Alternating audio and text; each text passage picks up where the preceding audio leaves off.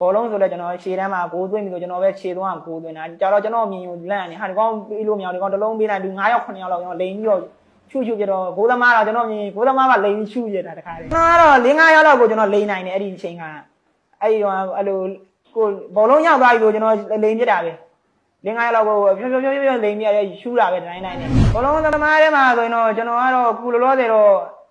ကိုကတော့ကိုပဲကိုကတော့လို့ကြိုးစားတာဆိုတော့ကိုပဲကိုကသဘောကျတာပါကိုအဲ့တော့လေကိုပဲကျွန်တော်အဲ့လိုအနေအဲ့လိုစုံနေကျွန်တော်တော်တော်ဒါပေမဲ့မကန်တာကြာတော့ကျတော့ခုနောက်ပိုင်းကျတော့ဘောလုံးဘက်ကကိုက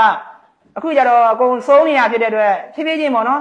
ဘောလုံးဘက်တွေပြန်လိလာမယ်ဆိုတော့ရတော့ရရဆိုတော့ကိုကအခုကသားများ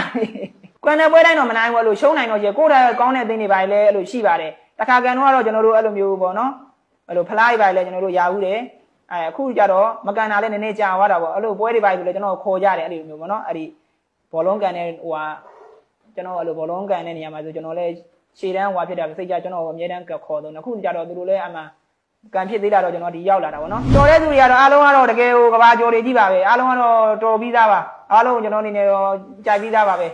ဒါပေမဲ့ကျွန်တော်ကတော့ဘောလုံးထဲမှာတော့ကျွန်တော်လည်းဘောလုံးဘက်မှာလည်းအကုန်ပါရမီပါလို့ခံစားရတာပေါ့နော်ဒါပေမဲ့ကိုကဆုံးတာဖြစ်တဲ့အတွက်ဒီဘက်မှာပဲကျွန်တော်လေ့လာအောင်ပါပါနော်အဲ့လိုမျိုးရတာတော့ကျွန်တော်ဆုံးပါတယ်အဲ့လိုရှင်းကတာဗော်လီဘောပုတ်တာဘောလုံးကန်တာနော်ဗော်လီဘောကတော့တယောက်ချင်းပုတ်တာများတယ်အဲ့လိုပေါ့ကိုနဲ့လိုရွယ်သူတွေပေါ့ကိုနဲ့ကိုလိုမျိုးဖြစ်တဲ့ညင်းတဲ့သူတွေနဲ့တော့ကိုပုတ်လို့မရဘူးပေါ့အဲ့လိုကိုလိုသူလိုအနေတူနေတူကတော့ကျွန်တော်အကုန်လုံးနိုင်အောင်ပုတ်နိုင်တယ်ညင်းနေနေဆိုရင်တော့သိပြီပေါ့ကိုက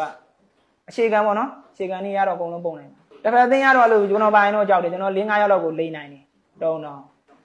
ကိုသမားဘောလုံးကပြာခတ်သွားတာမရဘူးကိုသမားကလိန်ပြီးရှုပြတာဆိုကိုသမားလန့်နေကျွန်တော်ဒီဘောလုံးရောက်သွားတယ်ကိုကလည်းအခုချိန်ကျတော့ရေးဆိုတီးသေးအောင်ဒီဂျေအားကစားတွေပါအကုန်လုံးကင်မယ်ဆိုရင်တော့ကျွန်တော်အနေနဲ့တအားများပြီ